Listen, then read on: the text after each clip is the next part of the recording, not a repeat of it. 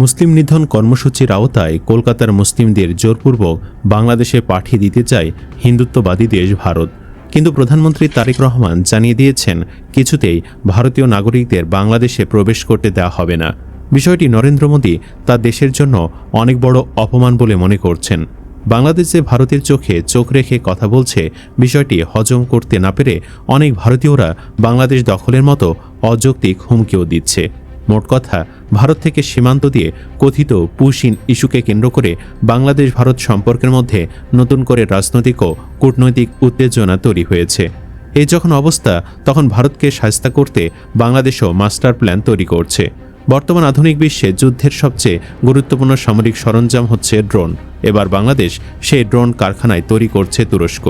যুদ্ধ বা সামরিক বিষয় নিয়ে যারা খোঁজ খবর রাখেন, তাদের কাছে বাইরাক্টার TB2 নামটি খুবই পরিচিত। এই নামটি উচ্চারিত হলেই চোখের সামনে ভেসে ওঠে ইউক্রেন রাশিয়া যুদ্ধে ব্যবহৃত এক উড়ন্ত সামরিক যানের ছবি, যা ব্যবহার করে রাশিয়ার মতো পরাশক্তিকে ব্যতিব্যস্ত করে ফেলেছিল ইউক্রেন। সেই বাইরাক্টার TB2 ড্রোন বাংলাদেশে উৎপাদনের বিষয়ে আগ্রহ প্রকাশ করছে তুরস্ক। জানা গেল, দেশটির পররাষ্ট্রমন্ত্রী হাকান ফিদান 3 দিনের রাষ্ট্রীয় সফরে বাংলাদেশে এসে বিষয়টি নিয়ে আলোচনা করেছেন। বাংলাদেশে এই ড্রোন কারখানা নির্মাণ হলে ড্রোন প্রযুক্তিতে বাংলাদেশও সমৃদ্ধ হবে। পররাষ্ট্রমন্ত্রীর সঙ্গে বৈঠক এবং পরে 2 পররাষ্ট্রমন্ত্রীর যৌথ সংবাদ সম্মেলনে হাকান ফিদানের বাংলাদেশ প্রতিরক্ষা শিল্পে পদক্ষেপ নেওয়া বা ড্রোন উৎপাদনের ব্যাপারে আগ্রহ প্রকাশ করেন। পরে প্রধানমন্ত্রীর সঙ্গে সৌজন্য সাক্ষাতেও 2 দেশের প্রতিরক্ষা খাতে সহযোগিতা বাড়ানোর অঙ্গীকার ও প্রতিরক্ষা বিষয়ে কমিটি গঠনের কথা বলেন হাকান ফিদান। বাংলাদেশ আর তুরস্ক কেন সম্পর্ক জোরদারে আগ্রহী হচ্ছে তা জানতে কথা হলো জাহাঙ্গীরনগর বিশ্ববিদ্যালয়ের আন্তর্জাতিক সম্পর্ক বিভাগের অধ্যাপক ডক্টর আলী আকবরের সঙ্গে। তিনি বললেন, মুসলিম বিশ্বে প্রভাব বাড়ানোর উচ্চ আকাঙ্ক্ষা রয়েছে তুরস্কের। এক্ষেত্রে দক্ষিণ এশিয়ায় পাকিস্তানের সাথে আগে থেকেই তার ভালো সম্পর্ক রয়েছে।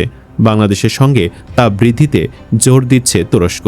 তিনি মনে করেন, বাংলাদেশের ওপর তুরস্কের এক ধরনের সাংস্কৃতিক প্রভাব রয়েছে।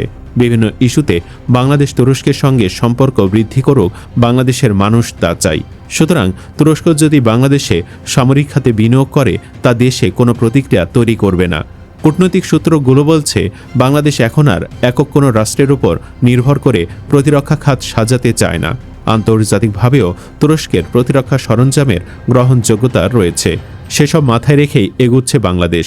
তুরস্ক বাংলাদেশে ড্রোন উৎপাদন কারখানা স্থাপন করতে পারে কিনা এমন প্রশ্নের জবাবে ডক্টর আলী আকবর বলেন, এটা নিশ্চিত করে এখনও বলা যায় না। তবে বাংলাদেশ যেহেতু তার সামরিক খাতকে আধুনিকায়ন করতে চায় এবং এই খাতে তুরস্কের আগ্রহ রয়েছে, অদূর ভবিষ্যতে তা সম্ভব হতে পারে। এর আগে 2022 সালে তুরস্ক থেকে বাইরাক্টার TB2 কিনেছে বাংলাদেশ। এ নিয়ে ড্রোন নির্মাতা প্রতিষ্ঠানের সঙ্গে চুক্তি করেছে বাংলাদেশের সশস্ত্র বাহিনী। তুরস্কের বাইকার টেকনোলজি কোম্পানি 2014 সাল থেকে বাণিজ্যিকভাবে বাইরাক্টার TB2 ড্রোন উৎপাদন ও বিক্রি করতে শুরু করলেও রাশিয়া ও ইউক্রেনের যুদ্ধে এ ড্রোন বিশেষ নজর কেড়েছে। নিকট অতীতে সিরিয়া ও লিবিয়ার সংঘাতে এবং অতি সম্প্রতি নাগর্নো কারাবাখের যুদ্ধে এই ড্রোনের কার্যকর প্রয়োগ দেখা গেছে। এরপরই এই ড্রোনের চাহিদা বেড়ে যায়।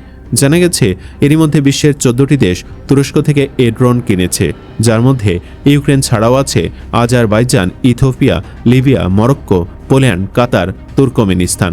আরও 16টি দেশ ড্রোন কেনার জন্য চুক্তিও করেছে। সামরিক বিশ্লেষকদের মতে, বাংলাদেশ তখনই ড্রোন কারখানা নির্মাণের সুখবর পেল যখন বাংলাদেশের প্রতিবেশী দেশের সাথে সম্পর্ক মোটেই ভালো যাচ্ছে না। ভারত বাংলাদেশে তাদের দেশের মুসলিমদের জোরপূর্বক পাঠাতে চায়। বাংলাদেশের পক্ষ থেকে বারবার কূটনৈতিক ও আইনি প্রক্রিয়া অনুসরণের আহ্বান জানানো হলেও গায়ের জোরে ভারতীয় কর্তৃপক্ষ তা যথাযথভাবে অনুসরণ করছে না।